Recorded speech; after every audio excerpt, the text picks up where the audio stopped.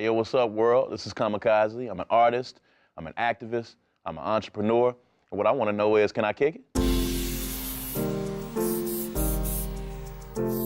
Can I kick it? Yes, you can. Can I kick it?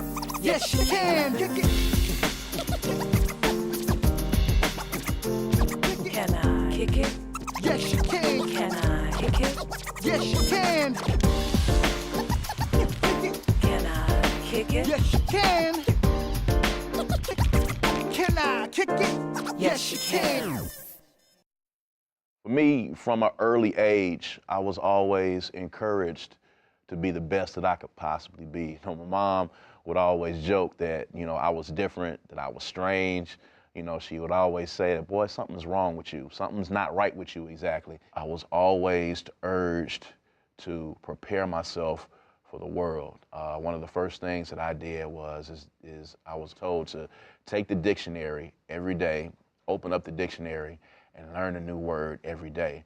It was very important to my parents and it became very important to me and something that I try to pass on to my kids. My earliest memories of watching Sesame Street, watching the Electric Company, learning how to pronounce words, learning the cute little quirky songs that they would tell you to, learn certain words and certain phrases and how to count and how to add and things of that nature. So I realized early on how important school was, and I took it very serious. I set a very high standard for myself early on. It was important for me to excel because I wanted to impress my mother and father. It's very important that you set a goal for yourself early on in life and set a goal for yourself to not only just impress yourself, but impress the people around you, to make the people around you proud. When I was in the 7th grade, the same things were happening. Gangs were coming into the city of Jackson, Mississippi. You were being introduced to girls and the prospect of possibly, having sex at the time. You were introduced to illicit drugs. You were introduced to partying. You were introduced to disobeying your parents, and you were introduced into that rebellious stage. And it's the same thing that people go through right now. I was lucky enough to have a premise and have a goal set for myself.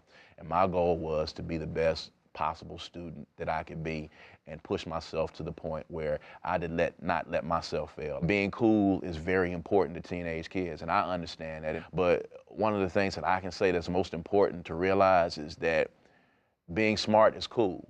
Taking school serious is cool.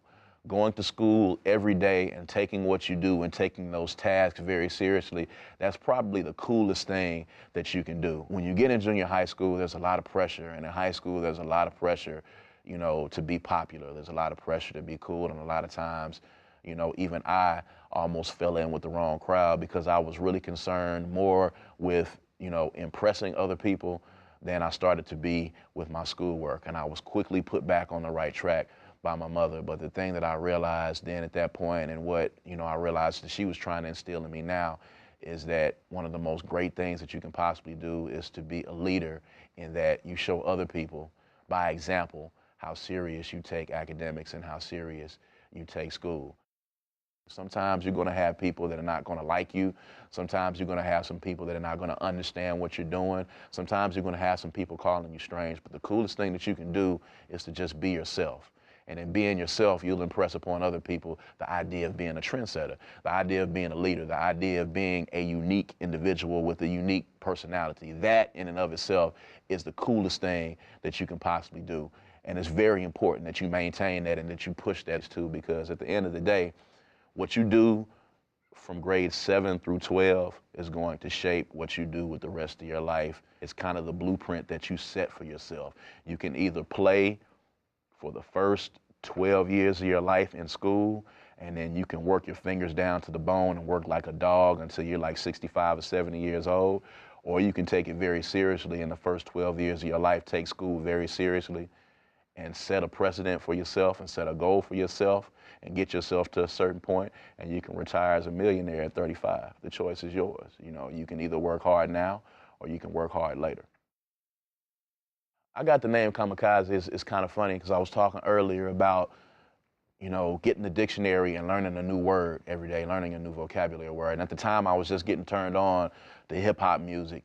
And I was just getting involved with it. And at that time, everybody wanted to be involved in some shape, form, or fashion. Everybody wanted to rap or beatbox or break dance.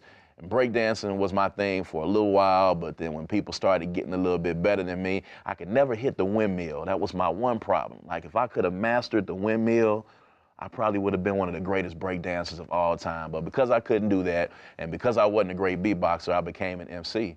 And I wanted a name that was different than what everybody else had. And at the time when I started, everybody had a name that had MC in front of it. They would either MC this or they were MC that.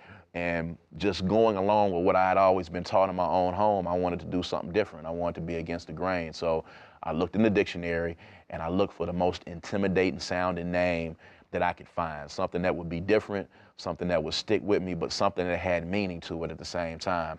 So when I looked in the dictionary, I saw the word kamikaze, and first of all, it sounded really intimidating, it sounded really strong, and then I looked at the definition of it, the Japanese version, not the version that people know of from World War II. It means a divine wind, and at the time, I felt like, you know, if I'm going to be anything, the words that I speak and what I say and what I impress upon people, the breath that comes out of my mouth has to have a divine spirit to it. The only person that determines, you know, your worth in this world is you, ultimately. You know, the only person that can quantify your worth, quantify how high or how low you can go in this world is you. And never let anyone tell you, regardless, it's nothing that you can't achieve. It just really isn't. The sky is the limit. You know, what you reach for is limitless. Whatever it is that you strive to be. Life is not a sprint, it's a marathon. And ultimately, it doesn't matter where you begin, and it doesn't even matter where you are in the middle of this race. What matters at the end of the day is how you finish. So if you start a little slow, if you slow down and you get a little fatigued in the middle, that's fine. But ultimately, at the end of the day, you pace yourself, and the reward is where you finish and where you cross the finish line. Can I kick it? Yes, you can.